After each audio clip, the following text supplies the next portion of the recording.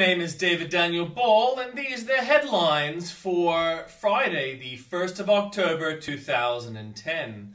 Starting off with a short article on George Augustus Constantine Phipps, a former governor of Queensland, and a Bible quote.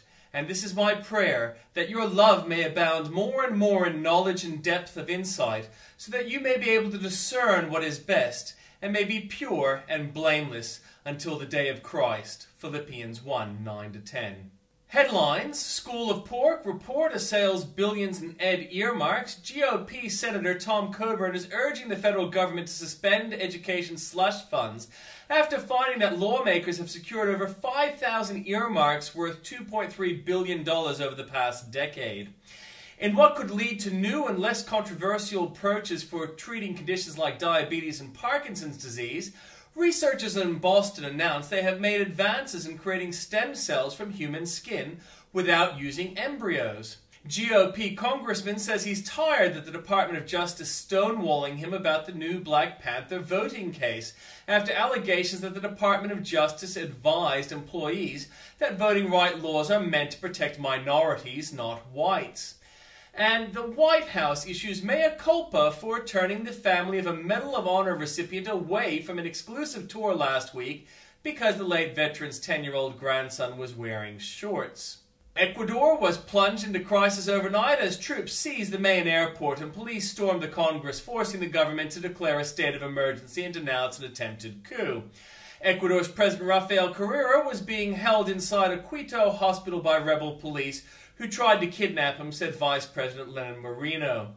A 17-year-old has been shot inside a tattoo parlor in central Adelaide, and democracy icon Aung San Suu Kyi will be released just days after Burma's first election in 2 decades, officials say.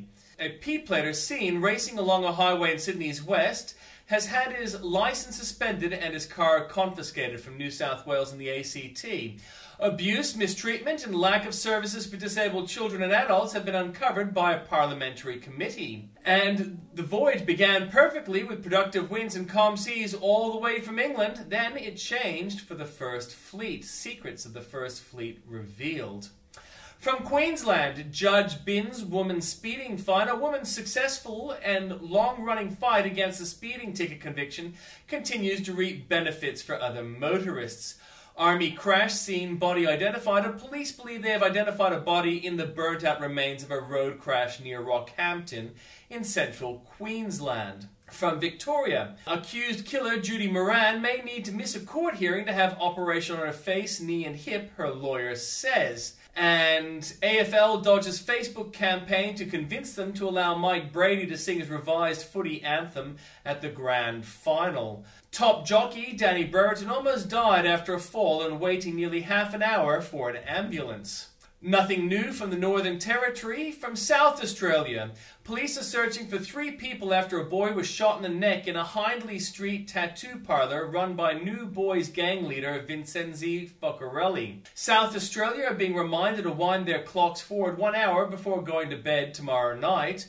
And a Moontum Bay man arrested in Adelaide this morning had 2 firearms, including a semi-automatic rifle in his car, police allege. From Western Australia, Perth shoppers will be able to stop late in the evening when extended trading hours start on November the 1st. And Western Australia will snub strong shield laws for journalists' confidential sources. The coal and energy empire of fallen tycoon Rick Stowe is set to end in foreign hands as Asian and US companies move in.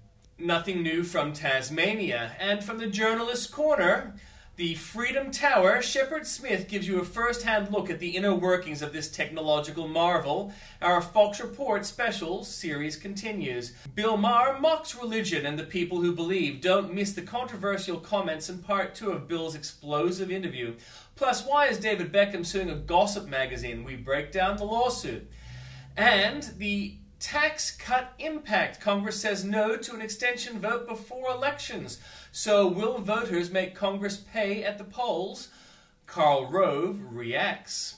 From Bill O'Reilly, to do with progressive values.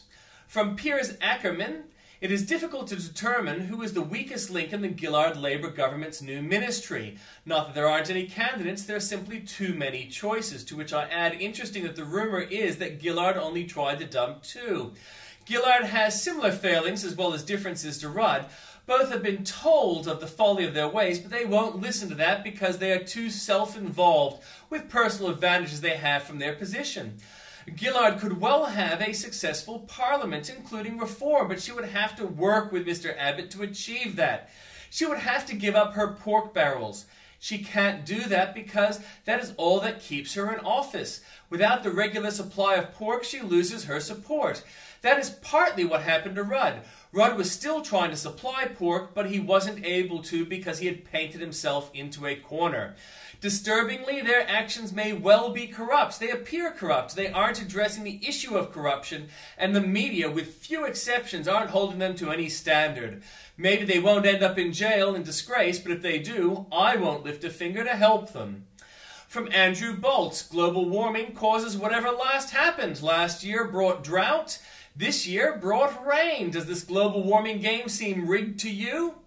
And an update, meanwhile, the Great Retreat continues. Britain's leading scientific institution has been forced to rewrite its guide to climate change and admit that there is greater uncertainty about future temperature increases than it had previously suggested. The most despicable ad yet from the global warmists at the moment is just a joke, of course. 1010's latest ad to persuade people to cut their emissions by 10% by 2010. And how did the ABC to come to publish such infantile abuse? We warned the ABC of the risks of appointing a rabid Howard hater as editor of its online site, and it's no surprise to read this, and you'll be able to read it there at the link. It is sickening. Andrew Bolt mentions that he has been nominated as the new host of the 7:30 report. Forgive India for not being Club Med. Can we give India a break? Stop squealing that it's dirty and not quite Club Med. And the shocking failure of shock art to shock. It's a smile on her face, not the poop in her hands that says Georgie Mattingly has touched bottom. More for you there at the link.